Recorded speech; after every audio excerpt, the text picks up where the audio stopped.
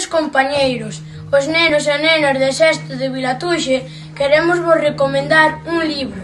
Este libro titúlase Invisible. Invisible é unha novela contemporánea publicada en 2018 e o seu autor chámase Eloi Moreno. Esta novela trátase sobre temas moi actuais como o acoso escolar, a soidade, a amizade e o paso pola adolescencia.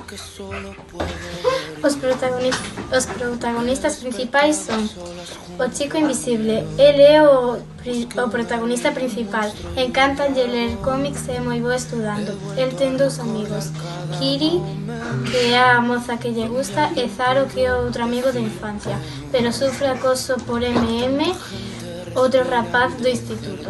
Quería amiga con moitas pecas do protagonista. Este chama a rapazas das 100 pulseiras. Son amigos desde pequenos. A única forma que ten de frontarlle cara a é a partir dos dibuxos, porque na vida real non foi capaz de frontarlle cara. Luna é a irmá pequena do protagonista. Aínda que só ten 6 anos, o protagonista pensa que é a única que a coñece. Ela é a única que sabe todo o que lle pasou e que o salvou do accidente.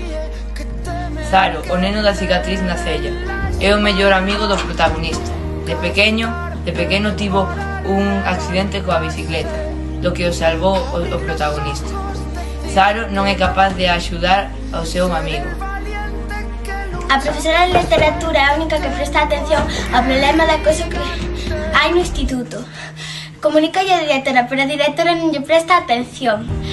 A profesora, cando era pequena, sufría acoso. Eso fai que sea máis valente contra os acosadores. É unha tatuaxe que leva a profesora de literatura no lombo. Representa o acoso escolar que viviu ela. Tamén representa a empatía que sente cara ao neno invisible. É o neno dos 9 dedos e medio. Ten unha cicatriz no peito.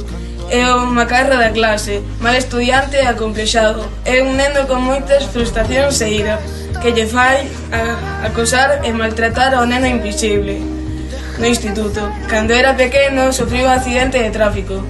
Que debemos ler esta novela? Porque esta novela é diferente, emotivo e conmovedor. Conta a historia dun rapaz que pode ser calquera de nós.